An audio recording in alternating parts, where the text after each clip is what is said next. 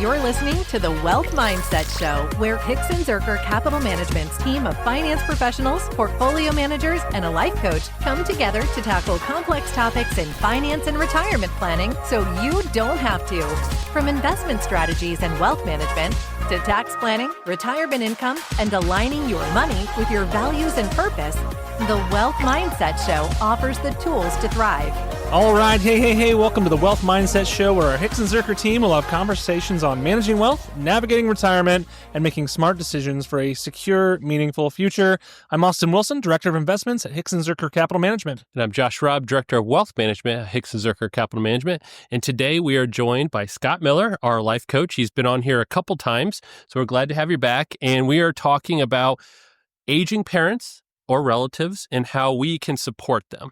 And I know with your life coaching, sometimes that is a topic that comes up a lot when it says, hey, you know what, I'm dealing kind of with, in fact, in our industry, it's called the sandwich generation, and that you're dealing with kids issues and parent issues and you're stuck in between. That's exactly right. And we're looking at mainly that parent situation today. That's right. So by no means are we bringing Scott on to have him as the aging parent. No. He's dealing with this on his own as the sandwich. So let's talk about this. Let's just kind of dig into some hypothetical situations, some things we're going to be talking about, financial, lifestyle things going on with this. But here's just kind of a tee up of how do we feel about this. So suppose you're in bed at night and you get a phone call.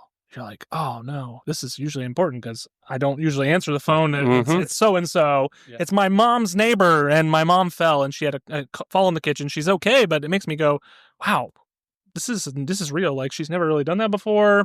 What's going on? Is she safe living at home? Does she have a plan for emergencies if medical emergencies happen? Yep. Or even starts thinking about, oh my goodness, I'm doing anything about care facilities and the finances that go around that. And then obviously then there's the non-financial side of it. How do I have that conversation with my parents? You know, they're starting to get a little older. Maybe they're not as sturdy as they used to be and a little bit less safe perhaps on their own. So how do we have that conversation without making them feel like they're losing their independence? So Scott, this just really tees up. Side note though, that actually happened to me when I was younger. It wasn't my parents, but my grandparents. My grandpa had fallen. My grandma could not get him up. So middle of the night, I got woken up. My mom said, would you mind driving in and helping? And I did. So I drove into town, helped him get back into bed. And I was on my way home and I got pulled over. Not for speeding, but because I was a young guy in the middle of the night, out in the middle of the night, curfew, right? And so, you know, the sheriff, was like, can I ask where you're coming from? Where you going? I said, I was in town helping my grandpa get back in bed. He fell and I'm on my way home. Right. And she was kind of like, okay. And I didn't get a ticket or anything because I wasn't speeding. But, that's, the situation you deal with is that you need somebody because, their choices were call like an ambulance or a paramedic or have somebody come in and help in that situation. And so it happens a lot more often, especially again, as we talk about that generation who is stuck maybe trying to help care for them, but is still doing and has other obligations around them. That's and right. I know we mentioned the sandwich, but you can kind of explain kind of where they are and how they're stuck there. Yeah, most of the sandwich generation you're talking about Gen Xers and baby boomers for the most part. So we're talking about people who are in their 40s, 50s, 60s, and maybe even into their 70s. And again, a lot of these people, that are taking care of people who are older than them, which is the top of the sandwich. Yep. They're also taking care of people who are younger than them. Right. Still a generation that's below them or their kids or whatever it is. Today, of course, we're talking about, aging parents and those that are older than us. So it's the top of the sandwich. But a lot of what I'm going to talk about today and comes from experience. I have just been through this myself. So I've just 7 years ago, my dad had passed away and my mom was in this situation. So we had to kind of do some things with her stuff and her living situation. And then I just went through this with my in-laws a year ago. Yeah. So this is fresh on my mind. It is something that is dear to my heart. It is a difficult situation, a difficult transition that, that we're looking at today. Yeah. You are the meat of the sandwich. Yeah, that's right. We like to talk about food, don't we? That's right. Austin and I like to talk about food. Yeah, especially meat. Yes. So you're taking care of an older generation above you, and all the while you've got adult children. That's right. That you're taking care of and helping guide as they're making adult decisions as well. So totally sandwiched up here. So and that generation, a lot of them are still working. And so what they're stuck with is a full-time job and this care responsibility. Yes, right. And that's where the stress load comes from for a lot of them, is this idea that, I'm working all day and then I have to find a way to help take care of my parents. Not only when I'm free, I can go do it, but while I'm not available, somebody has to. Mm-hmm. And so you're right, they get stuck on this almost sense of guilt that they're working when their parents need them. And they took care of me when I was younger. I need to take care of them, but they also have this work. I have to work. There's a lot of guilt involved. Those responsibilities, exactly. Let's talk about some factors that go into supporting those aging parents. And it doesn't have to be parents. It can be any relative. But a lot of times it's your direct parents. Yeah. So let's talk about the topic of distance versus short distance care. So maybe something that like really close to home versus a little bit further. What do you guys mean by that? Yeah, I think like for me, my parents lived 2 hours away, as do my in-laws. And so that's a much different situation. That's a little bit more difficult. Yeah. You don't see some of the signs. We're going to talk about signs and symptoms here in just a second. But it's a little bit harder to see those. So you have to rely a little bit more on neighbors and people around them, people that know them and are seeing some of these things. So that versus, if they're living in the same community. Yeah. So if you're with them all the time, you're maybe starting to notice some of those signs.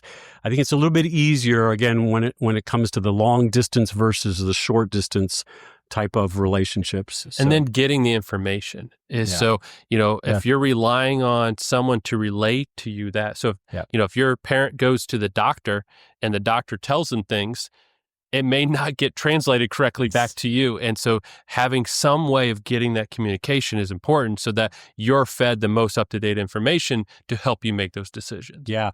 Let me stop right there with that. For all of you who don't know this, one of the things that we discovered is there's a portal that the hospital can allow you access to when it comes to medical care. And we've discovered this with our in-laws. They were going to appointments and a lot of other different types of things. And we didn't really know what was going on from a medical standpoint. Well, when my wife was able to get onto that portal and really be able to see the information about her father and my father-in-law, that really helped the situation to really keep updated on what was going on. So asking, can I do that? And then getting the right forms. So sometimes you need power of attorney or some sort of document to prove, because again, the healthcare industry is very regulated. And so they're not just going to give that to anybody. But if you're proactive ahead of time, getting it set up, getting the permissions, if your parents are still able to make those decisions on their own, they can grant that permission. Yep. And then if they can't, if they're in the stage of either dementia or something where they're unable to make decisions, you actually need a legal power of attorney for a lot of those to be granted. Yeah, and getting the work ahead of time is really important. And my wife was POA. She didn't know it at the time, believe it or not. She didn't know she was POA and never shared that. Yeah. But when the crisis came, here we found out, she is medical POA. So it really opened up the possibilities for us in terms of monitoring. Yeah, POA, power of attorney, is an important legal document for estate planning. Yeah, and it really is. Especially as you're getting older, to make sure you've assigned that to somebody. And there's healthcare power of attorney and then a legal power of attorney. They don't have to be the same person, but they each have different abilities and responsibilities that they can do. So make sure that if you're reviewing your estate plan, you got some people assigned to those that you trust will make good decisions. Yeah. So how does the quality of the relationship that you have with your parents kind of factor into how you support them as they get a little older? Well, I think it's what Josh actually just said. It's if the quality of the relationship is good, if there's good communication, then maybe you know a lot of those things. Yeah, that's true. You've gone through those documents. You've talked about it from a legal standpoint. But even just, if you have a good, healthy relationship, I just think it's so much easier to make that transition. So again, for those of you who are maybe not even at the stage, just take some time to foster this relationship with your parents, with relatives that are older than you, because it's going to make the process a lot easier when you have a good quality relationship. When the communication is good. Again, it's a lot about building trust. And if they trust you, then when you go to make those decisions, it's just going to be a lot easier. So. Yeah, start early. So maybe as soon as your adult children are responsible and on their own doing their own thing really well, that may be the good time to start having those discussions of planning, hopefully many, many years in the future to get those things set up and in understanding with them really soon. Don't wait. That's the key. Is you can always make changes to these legal documents, but you can't go and create them when it's too late. And so, I would say as soon as you can, at least start having those conversations and building those out. So let's talk about really understanding the support that might be needed for aging individuals, particularly. Scott, what are some signs that maybe a parent or relative may need a little extra help? Yeah.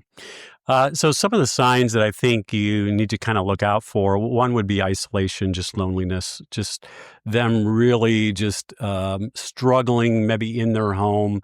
Again, maybe there's been several instances of falls, of injuries.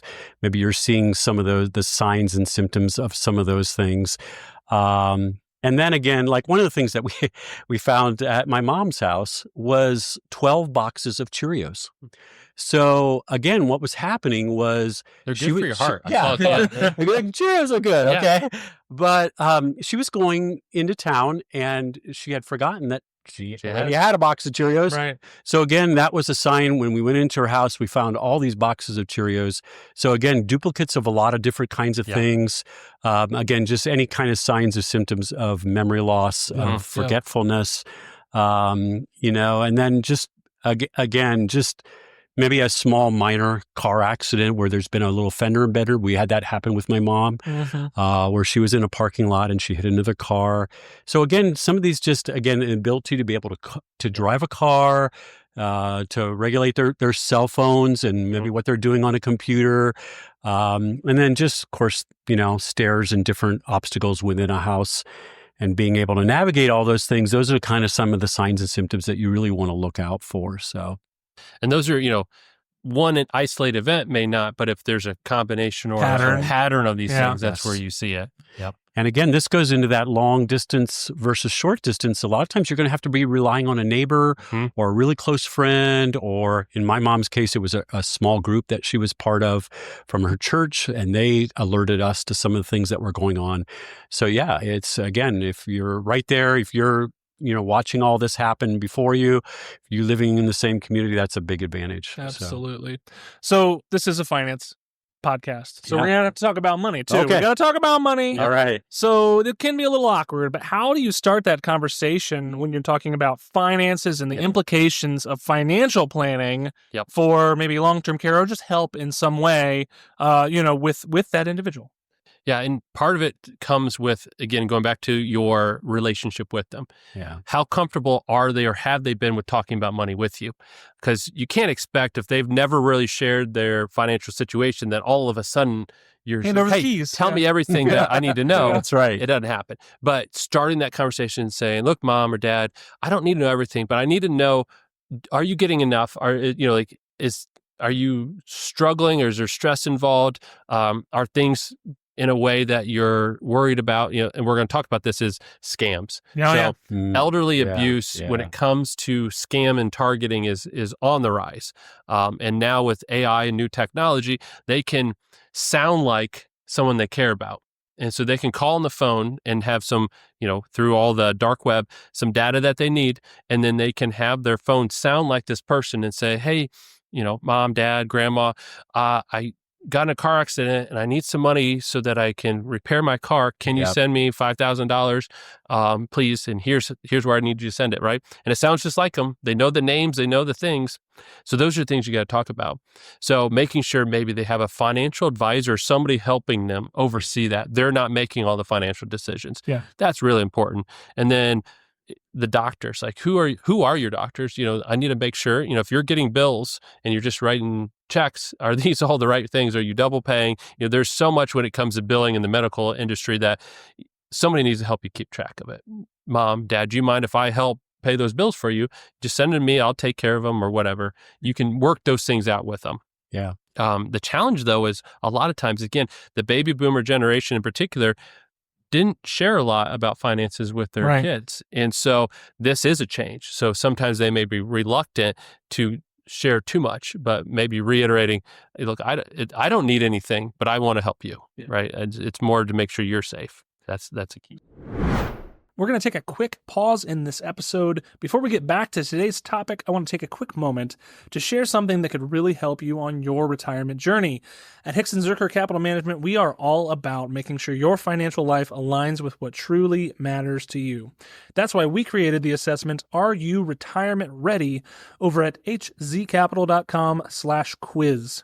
It's a quick and easy quiz that helps you figure out how prepared you are for retirement. It only takes a few minutes, and you might discover some great insights into what you need to do before you retire, both in the financial and non-financial aspects. So if you're curious about how ready you are to embrace this new phase, head on over to the website and check it out. Again, that's hzcapital.com/quiz. Now let's jump back into our conversation. So what are some of the biggest financial challenges that we actually face once we're starting to care for those aging parents? So like, obviously things cost a lot of money. What are some things we may forget about or need to think about in terms of financial planning in that department? Yeah. Mm-hmm. I know you've gone through some of these, but for me, the high level is one, it's very complicated. Like understanding healthcare, understanding what all they need, what they have, what's available to them, what, do they have pensions? Do they have, first getting your head wrapped around it. The biggest challenge is fully understanding. Yeah. The older generation, again, like grandparents or the generation above, they may have, pensions from serving in the military because that older generation, there was a handful of wars where a lot of them served in. There's things, for instance, we're working with a client who is a widow, her spouse who's deceased was getting some VA benefits and they may transfer over to the spouse. Yep. You have to find that out, right? There's all these nuances and getting information from the VA is a headache in and of itself sometimes. And so having the whole picture is the first challenge, I think. And then from there, understanding who and what has access and making sure that's right. Who can get into these things and mess with them? I think going back to the question you asked about the making it awkward and trying to make it less awkward. And again, this is really from both a financial and non-financial is housing. What are you going to do with their house? Yes. And then the whole situation of moving maybe to a condo or to an assisted living facility. This is both financial and non-financial. Oh, yeah, absolutely. This is both really looking at also just from a different location and all that. And I know with my mom, one of the things that really, really helped was taking her to a geriatric doctor. So we had an evaluation. Find a really old doctor. Yeah, that's right. That's the key, right? Yeah. This is a doctor, for those of you who don't know, who specializes in working with people. It's not their age. Not their age. They may be quite young. So, yeah, exactly. So, and we did that. We went up to a hospital up in Akron, and we had my mom evaluated. And so now it was kind of like, Mom, now remember, this is what the doctor said. And so they did some tests on her and then made some recommendations. And that really set the foundation for, rather than my brother and I were the ones who were saying this or that, and, while you're just saying this for whatever reasons, now we could kind of say, hey, Mom, we've had you evaluated. Here's some of the doctor's suggestions. That was really, really helpful in just trying to really get her mind wrapped around that idea of moving out of her big house that she was still taking care of. That was dangerous in a number of different ways because of all the steps and the hazards that were within the home, but really getting to her to a much better place, in terms of housing, but also social connections too. When we moved her to the assisted living facility, her dementia actually improved because of the friendships, the social connections. Yeah, that's awesome.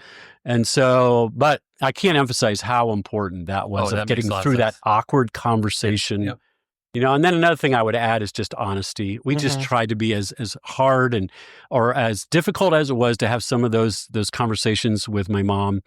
we just really tried to say, Mom, we're looking out for your best interests. Yeah. We love you. We want to help you make the best decisions. And because we love you, these are some of the things that we think should happen. Yeah. And so again, just communicating that compassion and that honesty. And sometimes explaining how that helps you as well. So, staying in this large home, it's causing us stress, Mom. Yes. Like You're going over and doing all we have that. to go over. Maybe worrying about it'll help you as well as her. Sometimes that makes a difference because they, I don't want to move out of this house, but Mom, like, I have to drive 2 hours because you fell and you hurt yourself. Now we got to do this. And so maybe together this would be better for all of us. Yes. And making sure that they see the big picture is helpful. So financially, first of all, plug for an episode all about healthcare that we had not long ago. So check that out. We'll link that in the show notes below. Maybe we'll put it up right here in our YouTube video. But obviously, we're talking about people who are most likely to be on Medicare. Yes.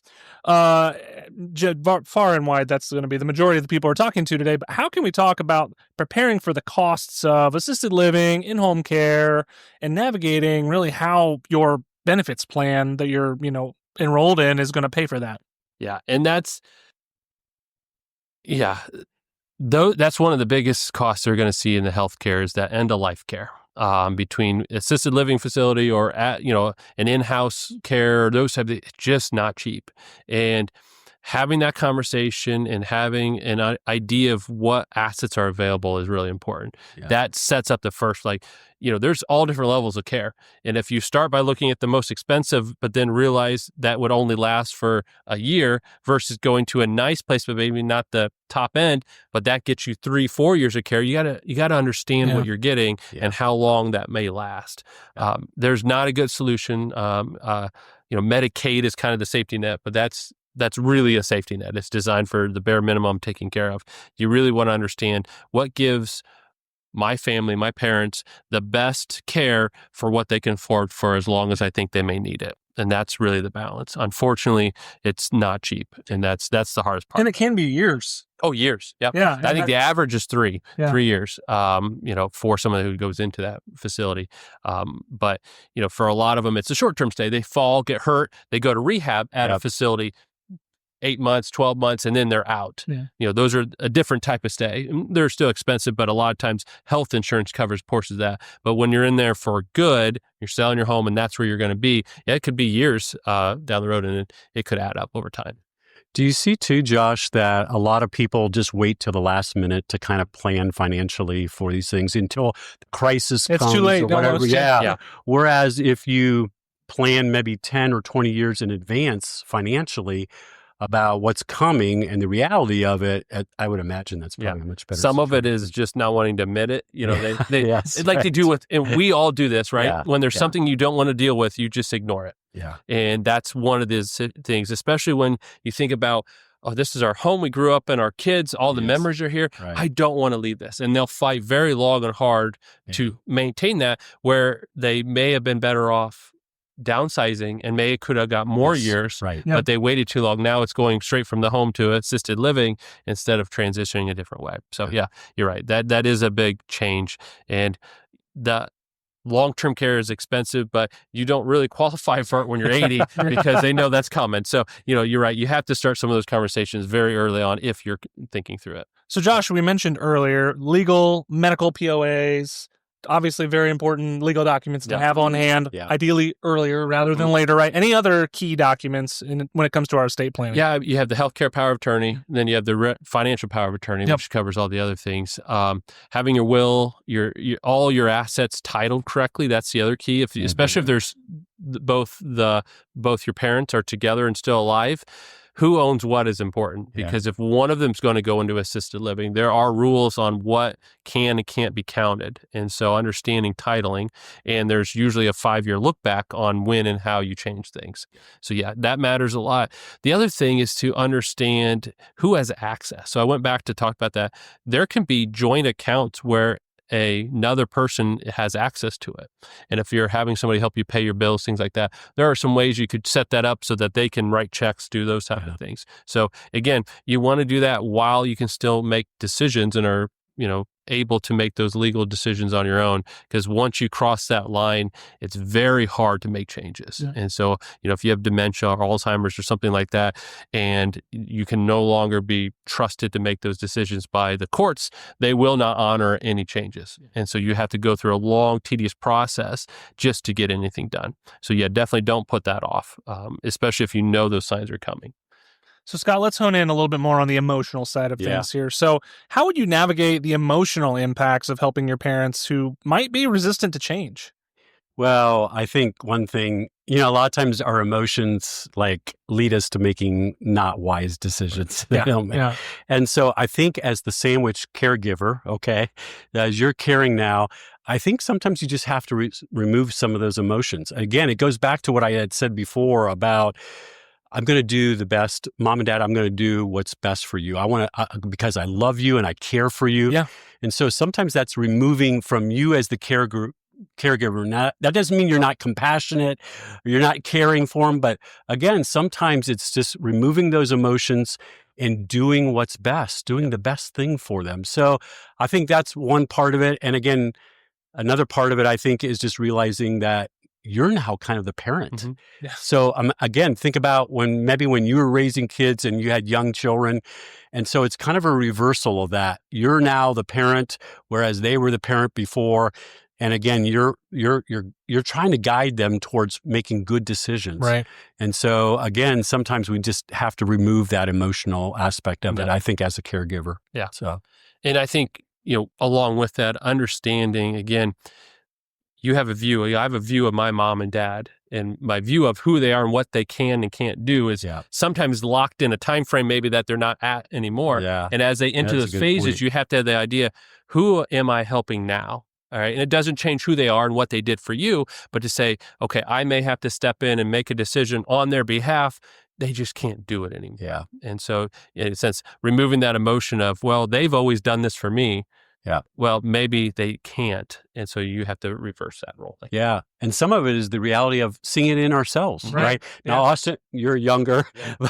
Josh and I, especially myself, we're seeing our bodies slow down, not do some of the things. So again, it's the reality. Do more stretching before you do normal chores. Yeah, all of that. So I think it's the acceptance of the reality of that, of the aging process. And then realizing it's accelerating for our parents. So, Scott, what role would a life coach really play in this whole discussion of helping families, maybe aging relatives through this transition? Yeah, so some of it is, again, making those wise decisions, taking the emotion out of it and really helping a client like this, guide them through the options that are out there. So, again, some of it is providing resources and really talking through. So, a life coach, what we do a lot of is asking a lot of questions. Mm-hmm. So we ask a lot of questions. We try to get to the depth of, we talked about the quality of the relationship and all of those. So again, we're going to really encourage them to try to improve the quality of that relationship.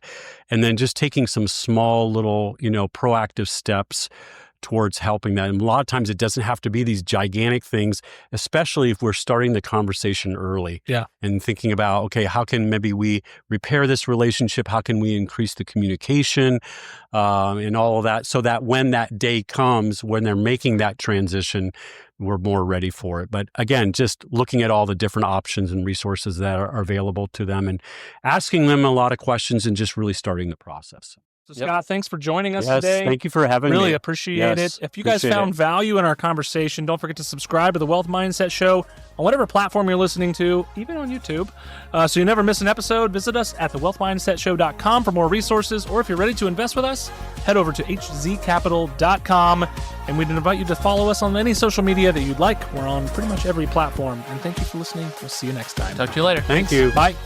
Thank you for joining us at the Wealth Mindset Show, where we tackle the complexities of finance and life planning to help you align your wealth with your values. We hope today's conversation provided value and clarity as you navigate your financial journey.